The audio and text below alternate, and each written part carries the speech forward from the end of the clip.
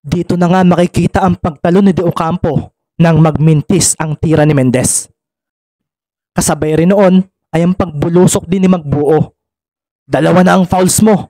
Bulalas ni De Ocampo at pagngisi naman ang tugon ni Magbuo rito. Umalingaw-ngaw ang malakas na pagkuha ni Magbuo sa offensive rebound na ikinaseryoso ni Coach De La Rosa.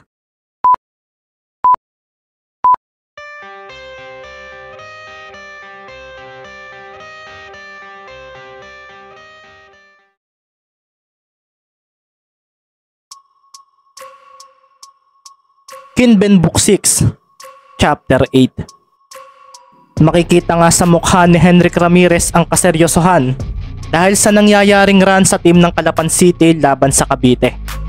Taga-Ormin siya kung kaya't ang kanyang boto sa mananalo ay para sa Calapan City at sa napanood niya ay mukhang nagsisimula ng ipakita ng mga ito ang kalidad ng kanilang basketball. Sandali nga ring napatingin si Jeric Salonga kay Henrik na napatayo pa kanina nang pumunto si Mover. May pag-asa ba sila na matalo ang Cavite? Tanong nga ni Salonga at napatango naman si Ramirez at napatingin kay Mendez. Paano raw mawawala ang pag-asa sa team ng Calapan kung siya mismo ay nakita na ang mga ginawa ni Ricky noon sa OMPL at sa Mima Europa League? Hanggat naglalaro si Mendez at hanggat hindi tumutunog ang huling buzzer, may pag-asa na baliktarin nila ang laro. Sagot nga ni Ramirez. Hindi ko akalaing i-cheer mo sila. Mukhang nagbago ka na nga talaga, Henrik. Sabi naman ni Jeric at si Ramirez naman ay agad na natahimik. Pasimple namang napatawa si John Ray Perez. Alam kasi nila ito ni Jeric dahil sila ang matagal nang magkakasama. Magmula nang matalo sila sa OMPL noong nakaraan ay napansin na nila ito sa kanilang team captain. Natutuwa nga sila sa nangyari rito at alam din nilang dalawa na dahil lang naman ito sa manlalarong iyon. Ngayon lang, may pusta lang ako para sa Calapan.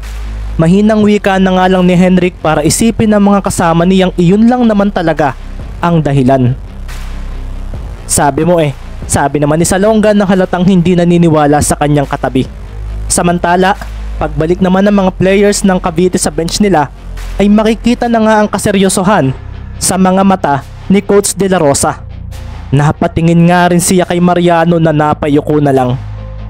Sorry po coach, sabi nga ng rookie nila na agad na umupo sa tabi ng original na shooting guard ng Team Cavite. Magpahinga ka na Joe, kailangan ko nang maglaro. Sabi nga ng lalaking may numero 16 sa likod ng puting jersey. Napatingin pa nga ito kay JC Tenorio. Akala ko babawian mo si Maki Romero. Sabi pa nga nito at napahinga naman ng malalim si Tenorio at napatingin sa malayo. Magpahinga ka muna JC. Kailangan mong ireserba ang lakas mo. Wika nga ni Coach De La Rosa na napatingin sa backup ng kanyang point guard na nakasandal sa upuan at nakatingin sa itaas. Mikey, ikaw ang maging ball handler. Sabi pa nga nito sa lalaking may mahabang bank sa unahan na agad niyang itinaas at nilagyan ng headband. Sumilay nga ang ngiti niya sa labi at pinagmasdan ang kanilang coach. Sigurado ba kayo coach? Shooting guard ako? Baka nakakalimutan ninyo. Wika nga ng lalaking iyon na makikitang may toothpick pa sa bibig na agad din niyang inalis. Pagkatapos nga noon ay makikita na nga ang apelyido nito na Corona. Ikaw ang tumapat kay Mendez. Siya ang assignment mo. At ikaw Brian, ikaw ang kay Flores. Mas mabilis ka roon. Ikaw ang pinakamabilis sa team. Sabi nga ni Coach De La Rosa at tumango naman ang lalaking iyon na may numero 12 sa likod ng jersey. Makikita nga rin ang tatuan nitong mga braso at agad na nga itong tumayo at doon na nga tumambad ang apelyido nitong Reyes. Coach, ako ang babantay kay Magbuo. Seryosong winika naman ni De Ocampo na hindi pa rin maalis sa isip ang ginawa ni Magbuo kanina, lalo na ang ginawa nitong posterized dunk sa kanya. May mga bagay nga siyang gustong masubukan at malaman tungkol sa laro nito. Nang marinig naman ito ng kanilang coach ay napatango na lang ito. Nang makita naman ni Kyrie Lastimosa ang dalawang player na iyon ng Cavite ay napaseryoso na lang siya. Naglalaro na ang dalawang baliw sa loob ng court. Nang marinig naman iyon ni Kyle na nasa likuran nito ay napatingin siya sa tinutukoy nito. Nakilala nga niya kaagad si Corona. Si Corona. Napanood ko na sa isang liga sa Cavite ang isang ito at mukhang all-out war ang gustong mangyari ng Cavite sa Kalapan Mukhang nire-recognize na nila ang kakayahan ng bagong team na ito Sabi naman ni Kyle sa sarili na napatingin din sa bench ng Kalapan na kung saan ay makikita nga ang pagdidiscuss ng kung ano ng coach nila.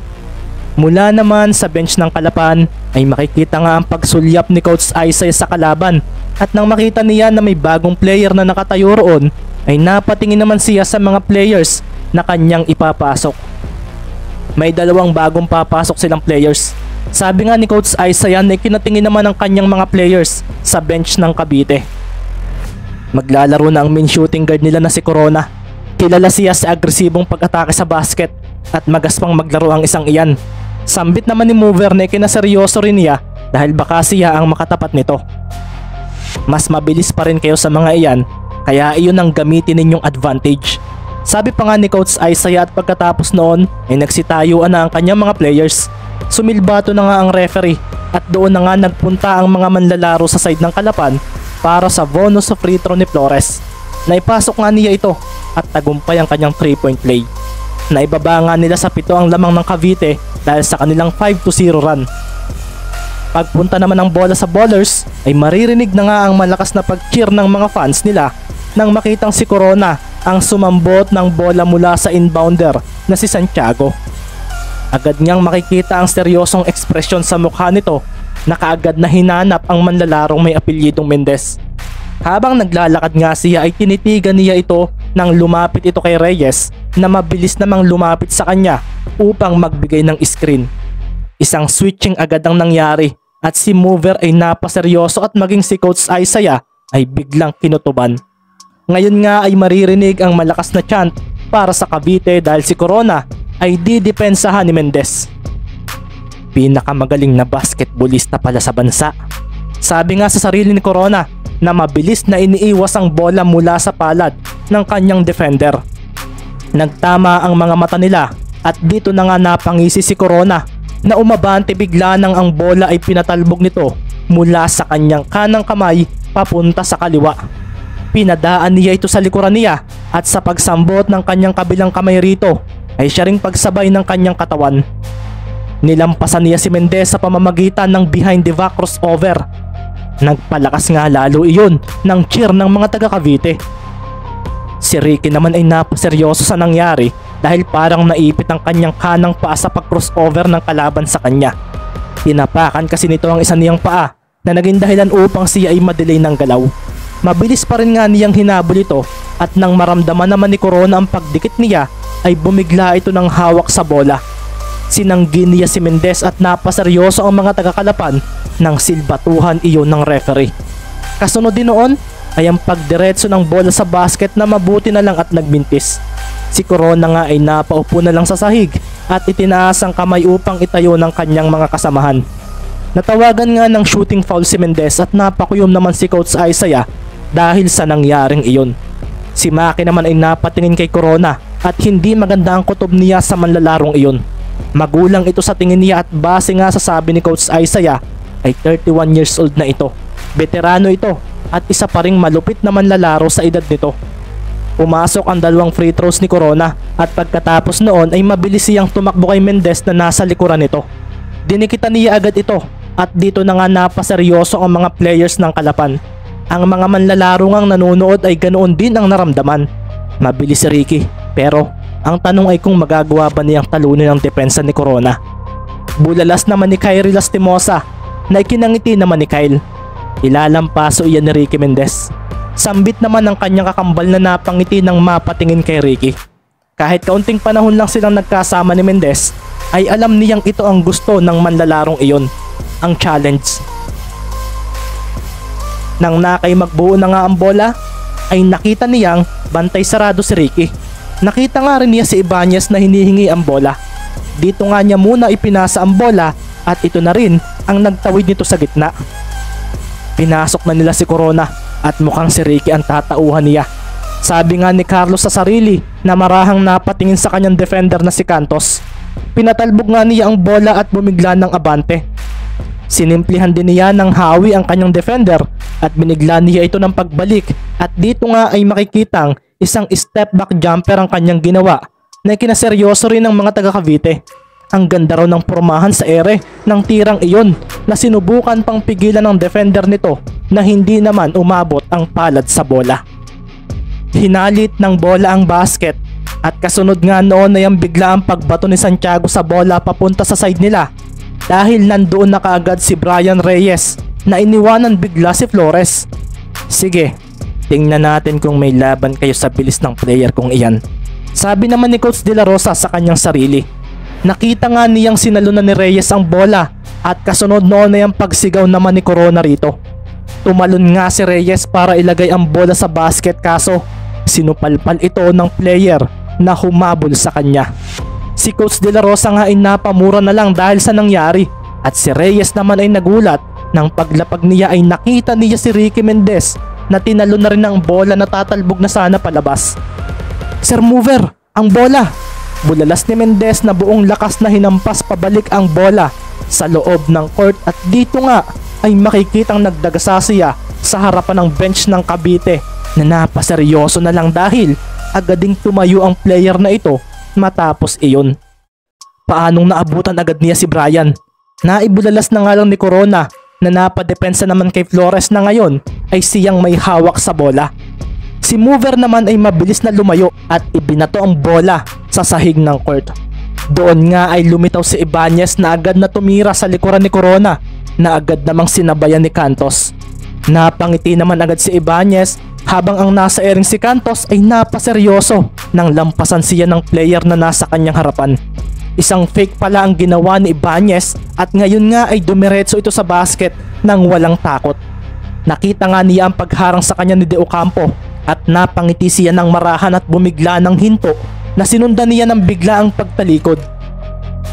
Mabilis na gumalaw ang kanyang katawan pakanan na sinundan niya ng isang bigla ang pagkaliwa. Si De Ocampo ay napatalon dahil isang turnaround jumper ang ginawa ni Ibanez. May kalawan din ang isang ito. Sabi nga ni De Ocampo na pinilit pang maabot ang bola kaso nabigo siya dahil lang smooth ng release ng player na si Ibanez. Pumasok nga ang bola sa basket at paglapag ni Carlo ay napatingin pa siya kay De Ocampo at umiling na may kasamang marahang pagngiti. Mayabang ka ha? Sabi naman ni De Ocampo na napaseryoso dahil parang pinaparamdam sa kanya ng Calapan City team kung gaano rin kalakas ang mga players nito. Naging 17-12 nga ang score matapos ang pagpuntos na iyon ni Carlo at kasunod noon ay ang pakikipag-apiran niya kay Mover. Si Coach De La Rosa tuloy ay napasigaw sa kanyang mga players na tinatanong kung ano raw ang ginagawa ng mga ito. Pagkasambot naman ni Corona sa bola ay nabigla na lang siya nang lumitaw si Mendez sa kanyang harapan. Ang lakas ng datingan nito na naging dahilan upang siya ay mapaatras at dahan-dahang mapangisi. Iyan ang gusto ko. Sabi nga ni Corona ng marahan at si Ricky ay napaseryoso nang nailipat kaagad ng kanyang katapatang bola sa kabilang palad nito. Kasunod noon ay ang paglampas ni Corona at ang pasimpleng pagtama rin ng siko nito sa katawan ni Mendez nang lumampas siya. Magaling na ball handler ang isang ito. Nasambit naman ni Ricky na mabilis na humabol. Naabutan niya ito kaso ang bola ay tumapon na nga papunta kay Reyes na bumigla ng iwas kay Flores. Wala iyan. Sabi naman ni Flores na agad na sumabay rito kaso nabigla na lang siya nang bumangga siya sa isang player pang nakaputi na si De Ocampo. Cavite pa rin kami. Sabi nga ni De Ocampo sa sarili at sa pagsugod nga ni Reyes sa basket ay siya naman pagsabay ni Willie rito na agad na itinaas ang kamay sa ere. Nang makita nga ayun ni Magbuo ay agad siyang naghanda. Si Marky naman ay iniwanan si Santiago. Papalapit na nga ang kalaban at ginawa na nga ni Reyes ang pick and roll play kay De Ocampo. Sinambot nga nito ang bola at matapos ang dalawang hakbang palapit sa basket ay agad na siyang tumalon na ikinatayo ng mga players ng Cavite sa bench. Sumabay ka Magbuo. Bulalas nga sa sarili ni De Ocampo na napangiti ng marahan nang makita rin niya sa ere si Marlon Magbuo na seryosong nakapokus sa bolang hawak niya. Hindi mo ako kaya. Bulalas nga ni De Ocampo at doon na nga napaseryoso si Marlon dahil tatanggapin daw niya ang challenge na ito. Ace player ito ng Cavite At hindi pa rin ako dapat matakot. Kaya lang ni Ricky. Sigaw naman sa sarili ni Marlon na buong lakas na hinampas ang bola na hawak ni De Ocampo. Kasunod na nga lang noon ay ang pagtatama ng katawan nila sa ere at ang pagdunk ni De Ocampo na ikinadagundong ng cheer ng mga taga Cavite sa venue. Isang posterized dunk ang ginawa nito kay Magbuo na ikinatameme rin ng mga kakampi niya sa loob ng court dahil ang sentro ng Kalapan ay bumagsak sa ilalim ng basket na nagdidilim ang paningin. Iniiwas niya sa ere ang bola. Sabi nga ni Magbuo sa sarili at dito na nga rin nila narinig ang silbato ng referee na ikinaseryoso ni Coach Isaiah. Paglapag nga ni De Ocampo sa harapan ni Magbuo habang nasa sahig ay doon na rin narinig ng marami ang mga salitang basket counted mula sa referee. Nice play, Willie. Maaasahan ka talaga.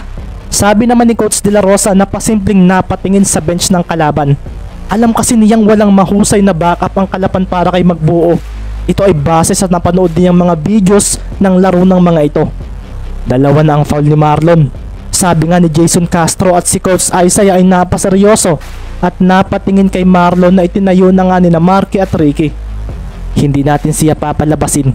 Sambit nga ni Coach Isaiah at medyo napaseryoso naman si Shaquille nang marinig iyon. Hindi nga alam ng batang ito na pasimple rin siyang sinulyapan ng kanilang coach at tiningnan ng ekspresyon matapos niyang sabihin iyon.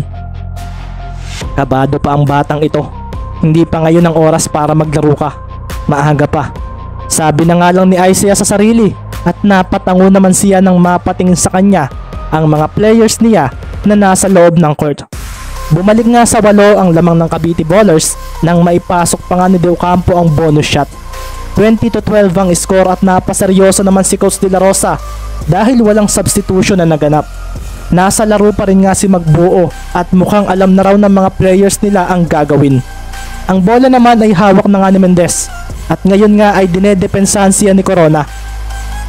Maingat ang kanyang pagpapatalbog at ramdam niya ang husay sa depensa ng kanyang katapat dahil sa footwork nito na parang nagbibigay ng alangan sa kanyang pagsugod. Nang makita naman iyon ni Ibanez ay agad itong tumakbo para sa screen na mabilis namang ginamit ni Ricky. Si Carlo naman ay agad na sinandalan si Corona at nang makita ito ni Mendez ay isang pasa ang kanyang ginawa rito. Dito na nga napaseryoso si Cantos dahil napakagat siya sa fake fast na ginawa ng katapat niya. Isang mabilis na step back kasi ang ginawa ni Mendez at tumalon agad siya para magpakawala ng isang tres. Binitawan nga ni Ricky ang bola kaso ang mga manlalaro ng Kalapan ay nagulat sa paglitaw ni Reyes at buong lakas na pinalo ang bola sa ere. Ang taas nga ring tumalo nito at napaseryoso na lang si Mendez dahil nakita niyang nahagip ng bahagya ng kalaban ng bola. Rebound! Bulalas naman ni Mendez at sa paglapag naman ni Reyes ay bumigla ito ng takbo papunta sa kanilang side na ikinahabol naman ni Ricky. Ganoon nga rin ang ginawa ni Corona at napahabol dito si Ibanez nang hindi inaasahan. Ang dalawang guard nga ng Cavite ay kumpiyansang sa kanila mapupunta ang rebound. Dito na nga makikita ang pagtalo ni De Ocampo nang magmintis ang tira ni Mendez. Kasabay rin noon ay ang pagbulusok din ni Magbuo. Dalawa na ang fouls mo. Bulalas ni De Ocampo at pagnisi naman ang tugon ni Magbuo rito. Umalingaw-ngaw ang malakas na pagkuha ni Magbuo sa offensive rebound na ikinaseryoso ni Coach De La Rosa. Paglapag nga ni Magbuo ay agad niyang hinawakan ng mahigpit ang bola. Pinagdalawahan nga agad siya ni na Santiago at De Ocampo kaso wala siyang pakialam sa mga ito at tumalon nga uli siya at itinira ang bola. Sinabayan nga siya ni Santiago at nagbintis ang bitaw ni Marlon Magbuo na ikinangisi ni De Ocampo. Sorry, pero amin na ngayon ng bola. Sambit nga ni De Ocampo na biglang nawala ang kumpiyansa nang muli na namang bumulusok ang katawan ni Magbuo sa ere at dinakot ang bola ng may pagngisi. Ang mga manonood nga ay napaseryoso sa nangyaring iyon at sa pagkakataong iyon ay dito na nga sinigurado ni Magbuo na makakapunto sila. Bago pa nga siya bumaba sa ibaba ay idinakdak na nga niya ang bola ng bilisan at sa pagbitin niya sa basket ay doon naman makikitang napaupo sa sahig ng court ang sentro ng Cavite na si Santiago na siya ay sinabayan pa. May silbato ring ginawa ang referee at bumulalas ito ng basket counted dahil may foul pang naibigay ang Cavite sa lumapag na si Magbuo na napahinga pa ng malalim. Wala akong pakialam sa foul ko. Hanggat available ako sa loob ng court ay ang assignment ko lang ang gagawin ko. Sabi nga ni Magbuo sa sarili na napatingin din sa kanyang mga kasamahan na napaseryoso na lang ng tingin din sa kanya. Huwag kayong matakot na magpakawala ng tira. Ako ang bahala sa rebound. Ako ang magiging hari ng rebound sa Maharlika League at sisiguruhin ko iyan sa inyo. Lakas loob na winika ni Marlon Magbuo na agad na ikinangiti ni Mendez nang marinig iyon. Magiging masaya ka ba, Lil Giant, kung makikita mong ganito na ang anak mo? Naitanong na nga lang ni Isaiah sa sarili nang marinig ang winika ni Marlon Magbuo sa mga kasamahan nito. Kuya Marlon, sambit naman ni Shaquille na biglang naalala ang mga sinabi sa kanya nito bago sila magpunta rito. Tandaan mo, ikaw ang backup ko, kaya kailangan mong ma-maintain ang energy na ipapakita ko sa laro.